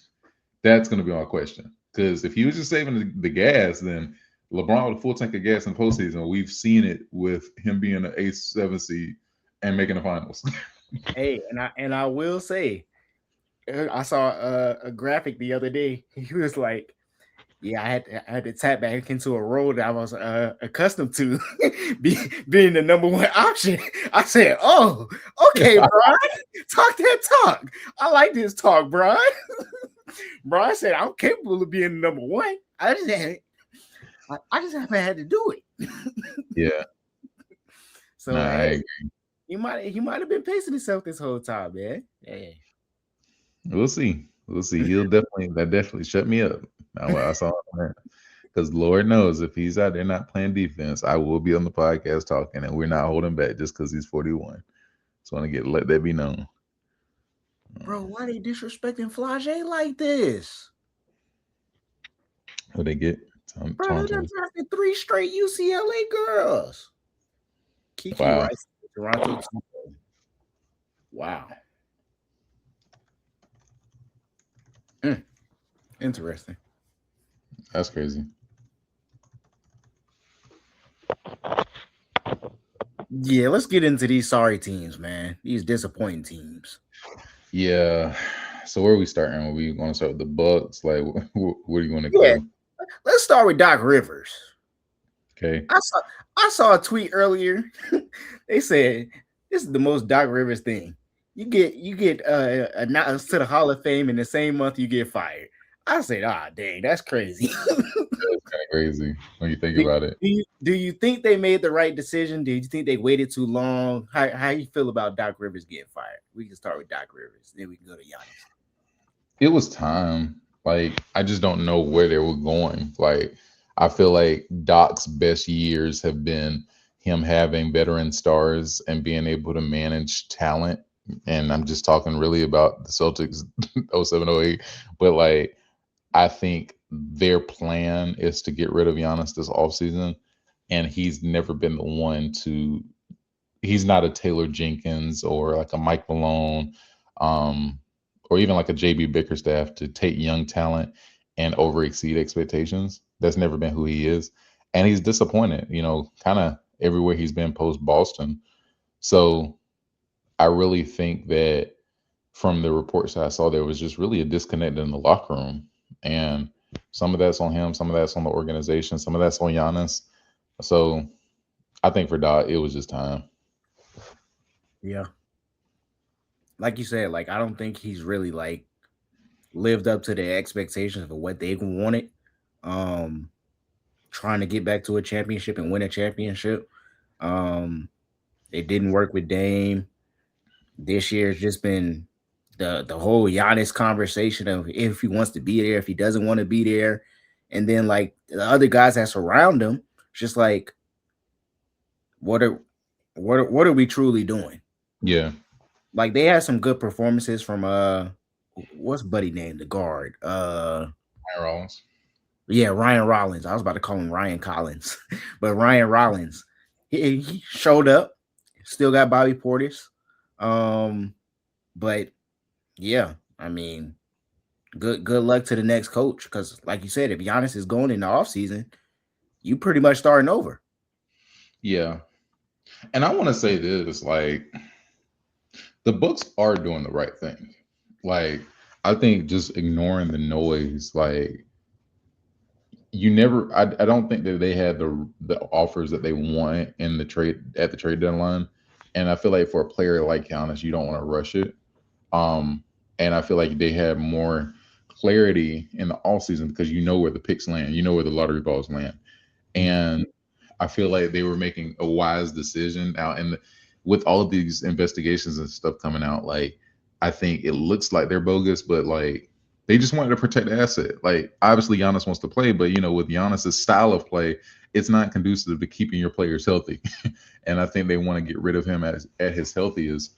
And I think also too, I'm like I text you about the jaw trade. You're not. I don't trade Ryan Rollins right now. Like I want to see him develop, and it would have to be a Godfather offer where I know I'm getting a Giannis type guy in return to even consider trading Ryan. But I don't think any of their moves post trade deadline have been wrong, in my opinion. Yeah, yeah. We're gonna see. You still got Kevin Porter over there. Um, your Miles Turner, Cal Kuzma. So it's like you got some veteran pieces over there. So if they do decide to move Giannis, I'm assuming they getting multiple draft picks and possibly a player or two. Um, so we'll see. We'll see. Wouldn't be Yeah, the worst situation. Loki. I think that if the Knicks having to overlook the Hawks, I really think that they would make that offer for Giannis. Mm. Yeah. Oh, another thing I want to ask you. So the Bulls announced that they were firing their assistant and head GM the other day. And this really marks a new era in Chicago Bulls history. um, they trade away Kobe White. They still have pieces with Matas Bucelis and Josh Giddey. But like, do you foresee with this new regime, like them making a big move and a big splash and getting a star, or do you still think that they're going to be playing like this rebuilding game? Nah, I think they're gonna try to rebuild through the draft. I don't really see them being a hotbed for free agency right now. I think they're gonna try to build through the draft and get some young pieces to surround Matthias with. Um, but I think they're gonna try to build through the draft. That would be my suggestion if I were them. Try to build through the draft. I don't think this is gonna be a quick fix. I think it's gonna be something that takes years because, like, similar to the Heat, Chicago has been in this play-in, area range since it started. So it's like, just be sorry, bro. Just embrace being sorry. Get a high draft pick and rebuild through the draft. Yeah, no, I agree. I feel like the difference is there's not a person on the Bulls right now that has the same. Mm, yeah, I don't think there's a Bam Adebayo on that roster or Tyler Hero. Maybe Josh Giddey. Maybe Yeah, my top. that's why I said though, like, unlike the Heat, like, that's why I don't think the Heat is gonna just blow it up and be sorry because they have those two players, right? Hmm. Chicago can be sorry because they don't have those type of players. You can blow it up. You can move on from Giddy and try to get something for him if you wish. Would I? Maybe not, because I feel like Giddy is still young enough. How old is Giddy? He's only 23. Wow. Seems like he's been in the league forever, but like he's only 23. It says so. If I can keep Giddy, they just re-signed him last year, right? So I would keep Giddy. I wouldn't even try to move off of him. Keep Giddy, keep Matthias. You got two decent pieces. I'm not going to say they're Bam or Hero, but hey, you put the right pieces around him, and this could be a Charlotte 2.0 potentially. Correct. Yeah, I agree. I'd say you just continue to build through the draft and you go that route. Wow, that's a great pick.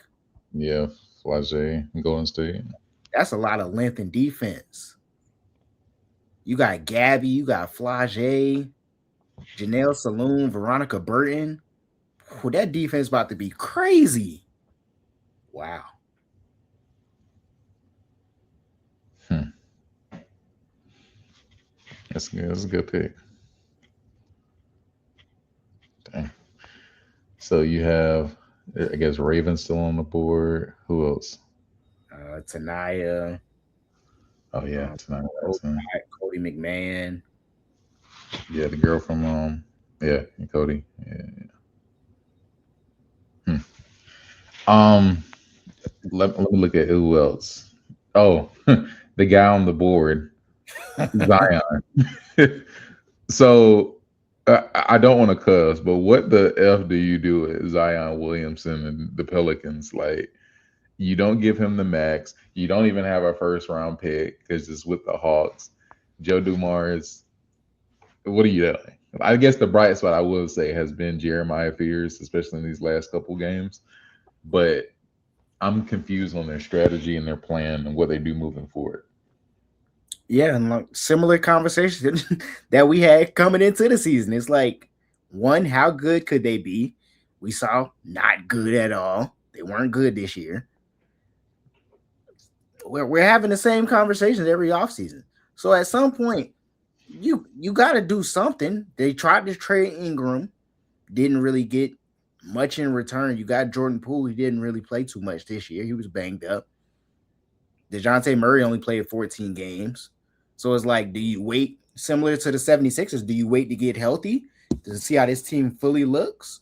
Or do you start making moves? You got a lot of young guys. You got a good bit of experience vets on this team, young vets on this team. So it's like, do you just hope that they get healthy or do you start making moves? And I feel like that's a conversation they're going to have this offseason, and even if not this offseason, the next offseason, and even next season. So it's like, at some point you got to start making moves.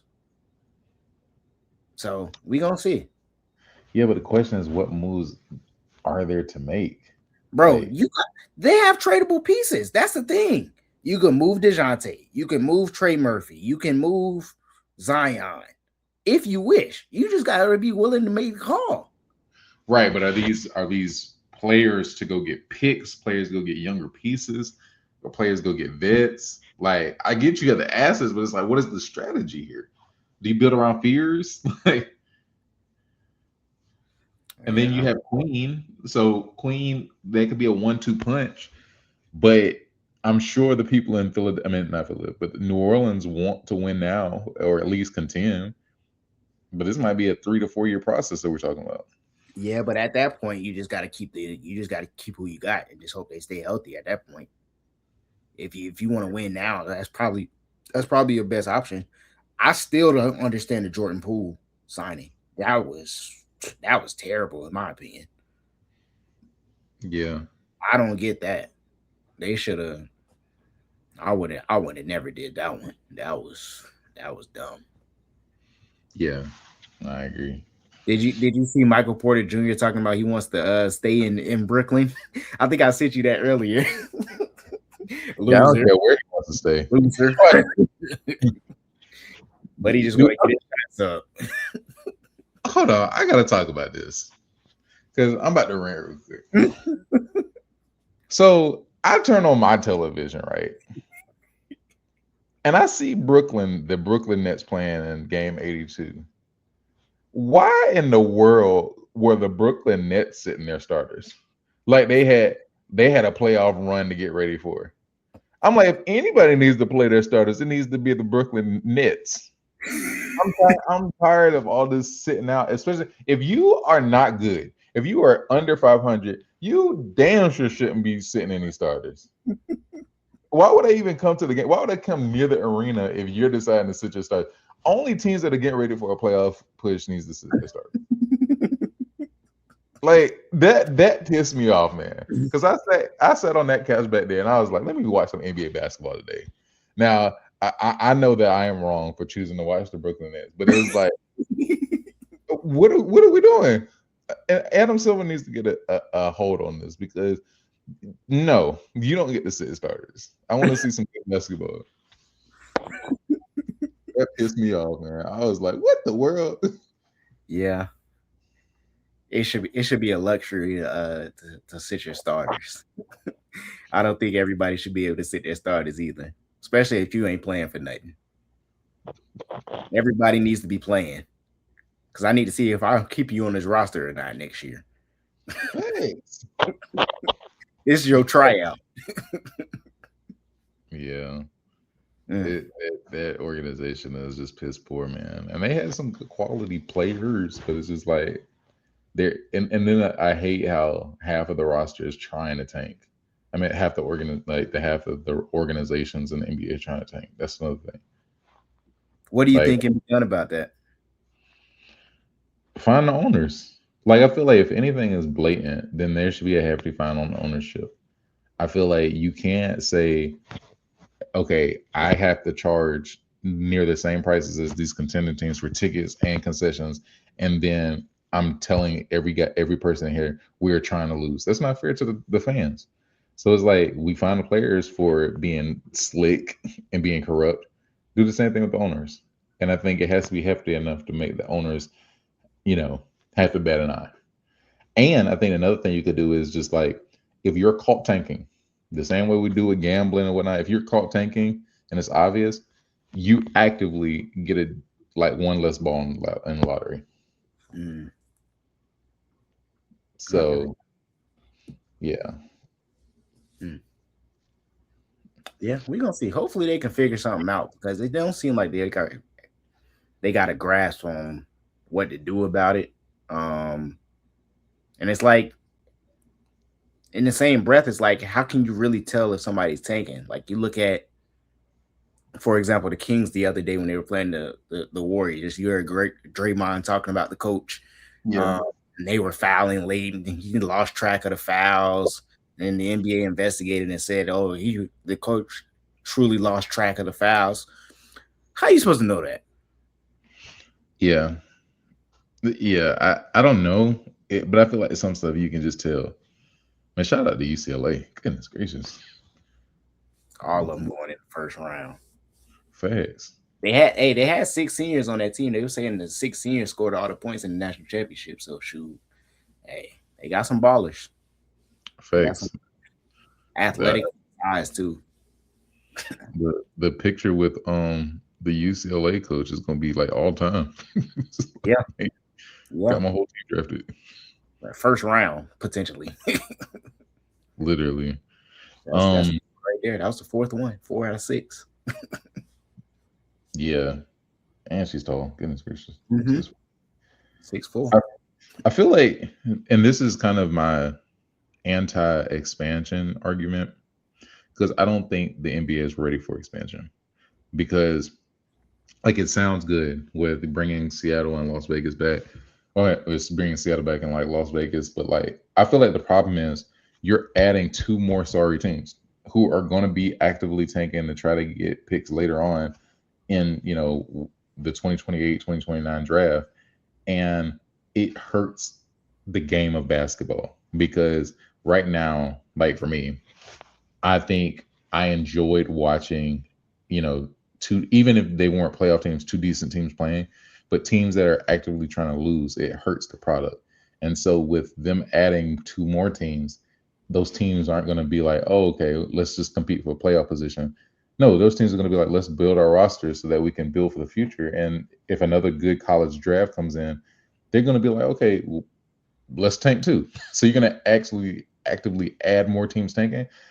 I'm just not a fan of it, and I'm sure that Adam Silver has tried to make adjustments, but like honestly, I don't know what the fix is because there's two separate problems. You have teams tanking and teams like OKC who get in a good playoff position and they just sit their players. So I don't know. Yeah, and then you got people trading picks in the future and doggone now they got a top pick in their playoff team. I feel like that's Yeah, a problem too. So we'll we'll see. yeah, for sure. But yeah, any other teams you want to talk about? Let me make sure I ain't miss nobody. Mm. Mm, Dallas, Dallas and Memphis. We can talk about them too. Okay. Dallas. What you think Dallas gonna do? They traded AD. You gotta hope Kyrie, yeah, I guess, is coming back healthy. They should have a lottery pick. Um, what do you think Dallas will do moving forward in the offseason? Probably blow it up, build around Flag. I think you probably bring Kyrie back to kind of see what you have because, like, they'll look across the street and see what happened with Houston, and you need a point guard. I feel like I don't know what Clay's contract is, but I think you would kind of have to tell him goodbye. He might start that NBA journeyman phase in his career now. You still have Lively. I don't know what Gafford's contract is, but it's going to be the Flag show. And I think that's what these 50-point games were kind of like them testing what works best with Flag. And then you still have a draft pick. So I think that, I personally would like a Darius Acuff, um, because I think he brings just enough star power. And with Kyrie, I think they can kind of have a 1-2 punch along with Flag.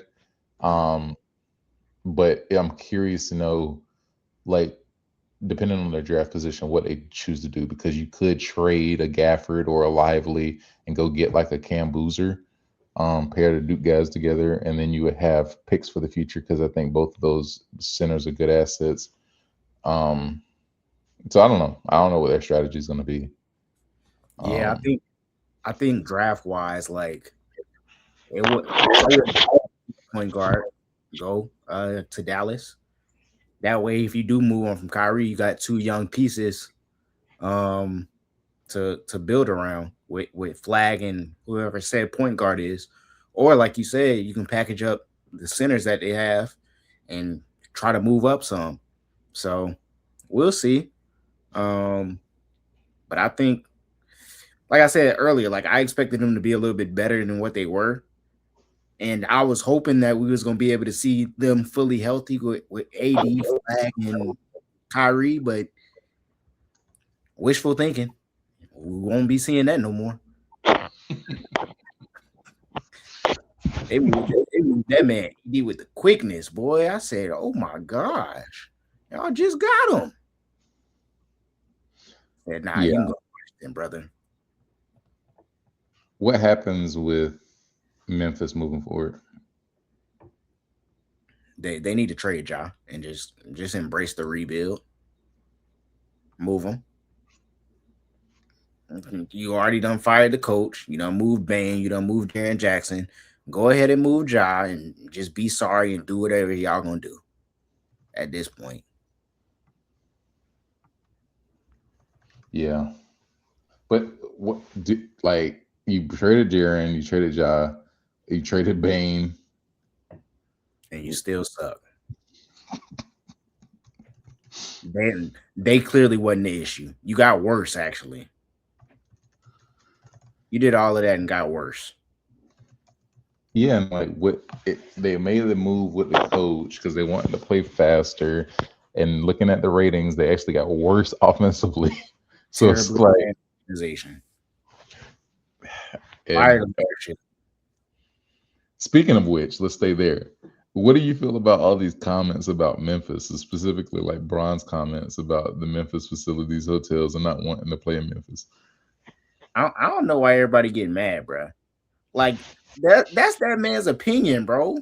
Like me personally, like I've never been to Memphis, so I can't speak on like Memphis and the city or whatnot. But like I listen to Memphis rappers. It sound rough out there. Hey, so so if I'm LeBron, I'm a billionaire. I don't want to go to no Memphis. I ain't mad at that, brother. That's your opinion. If you from Memphis, you know how your city is. Like let's not cap out for the internet, bro. And then we got all the little kids talking about something. Get the old man out of here. He don't need to be playing no more. Like, bruh, shut up, bruh. Y'all just talking, bruh. Okay, so let's play a quick game. Name the top. You don't have to have been there, but based on the NBA cities right now, name the top three worst cities in your The opinion. top three worst cities. Hmm.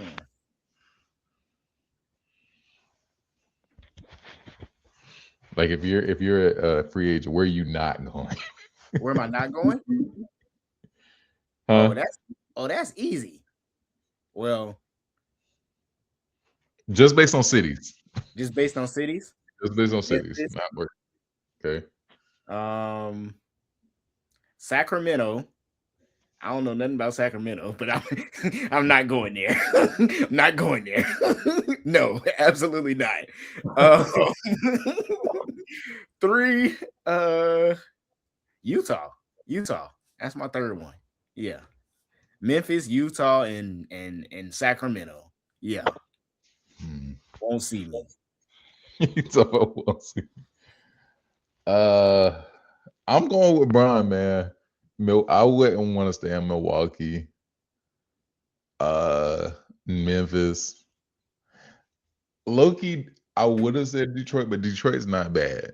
Detroit has its pockets, but it's not bad. Um, let's see. Hmm, Miami, Atlanta. This is not bad. Let me look at the teams. I feel like we're missing one. Uh, Maybe Indiana. yeah, I was gonna say India, low key. Like, I just don't Indiana. know what I would do out there. Yeah, I feel like everywhere else probably is pretty decent. Maybe Cleveland. I don't know too much about Cleveland outside of Braun. I feel like with Cleveland is like at least I got other professional sports teams too. And I guess Indiana you could say the same, but like, yeah. I mean, I don't hear bad things coming out of Portland. Mm. One, I mean, I one, don't feel like Sacramento's a bad city. Like, it's a bad organization, but like, I ain't what you never gonna heard. Huh? what you gonna do out there? What you gonna do out there? I don't even know what like Sacramento looks What- like. I don't even know what Hey, it look like, bro. watching this from Sacramento, let us know in the comments what y'all be doing out there, bro. Please let us know. We want to come visit, but like I have no like knowledge of what to do in Sacramento. Oh my gosh. Yeah, it's not looking good, Sacramento. Dang. I tried to give Sacramento some love, but they haven't given me anything. Utah, I'm good on it. Yeah, I'm good on Utah. Yeah. Dang, Memphis. And Memphis just seemed like probably it's like a lot of trenches. Gotta watch your back everywhere you go. I ain't got time for that. Imagine getting robbed going to a game. Like youngster Pooh Shiesty. Hey Pooh, I don't want no problems, brother. I'll sign the contract. Yeah, I get it. I get it. Like, and that's why I don't think it's gonna work with like you gotta build around people who are comfortable being in Memphis. You need a Zebo. Like Zach Randolph didn't have to worry about nothing in Memphis. Right. Yeah. Hey, Jaren Jackson, Desmond Bain was like, I ain't trying to be out here. Hey, look, they told the GM, "Thank you." Thanks for coming to save me. Hey, thank you. I would gladly go to Orlando. Disney? That boy brightened up, boy. That boy ain't got no kids and be at Disney every week. That boy was excited, man. That nigga said that man said it's a blessing. I wonder how Jaren feel in Utah. Probably a step up. Boy, Probably he's like boy, peace. boy went from the trenches to the Mormons. Yeah, Oh man. yeah, I feel it. But what is there any other sorry teams you want to talk about? Trying to look at the ones that missed the playoffs. I feel like we covered a majority of them. It's crazy. Majority is actually made the playoffs. Yeah, I feel like Indiana will be back next year with Hallie. Washington, they already made some moves with Trey Young and SAR's been hooping, got AD. So guess we just gotta wait and see what that's gonna look like next year too. So What do you do if you're Sacramento? Like, hey, did you I don't know if I said this to you earlier, but I did see it on Instagram and it said Zach Levine, I guess he was giving like a press conference or whatever. He was saying that looking at our roster, we match up, we match up good with a lot of teams. no, you don't. Bro, shut up. Shut up. Shut up. You sound bogus. No, y'all don't. Get rid of these old dudes. Zach Levine by DeMar DeRozan. You've had a great career, but hey, it's time to move on, bro. We gotta rebuild. We gotta Yeah, rebuild. We gotta go young. yeah, I agree. Um, Sabonis, Keegan Murray, y'all can go to. Just blow it yeah, all the way up. and I feel like they they were in need for a point guard, and they traded away their probably two of the best point guards that would have been in their franchise history. They So gave up Halliburton and Fox, yeah, and now I y'all don't. ain't got old people and no point guard. Terribly ran organization. Yeah, who's the worst run organization right now in your eyes? Well, before the season, I was saying Washington, but Washington has made some moves. They made some strides. Um, Utah at least has draft picks, and they have some young talent on their roster. So I'm gonna go Sacramento. I'm gonna go Yeah, Sacramento. I think they're the worst ran organization right now. Um, I think Brooklyn also has draft picks and young players.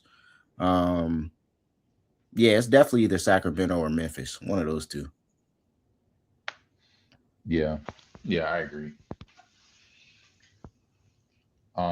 Yeah, that's really all I got right now, bro. I think we got a lot in store to talk about, especially after tomorrow. We got to hop on live like at the end of the week Yeah, definitely or have some what. updates by the end of the week. Have the first round matchups set up. I think the first round actually starts Friday and Saturday, so we'll be seeing those first round games by the end of this week. For sure, man. All right, Winning Shot family, man. I really appreciate y'all for staying tuned for 2 hours listening to us talk NBA basketball. We promise to have more content coming your way. If you're not an NBA fan, we got NFL content coming. Hundo and John, I'm sure, are gonna have WNBA content coming. So we had a lot in store for you. If you like to read, go to our Substack, and we got more articles coming your way.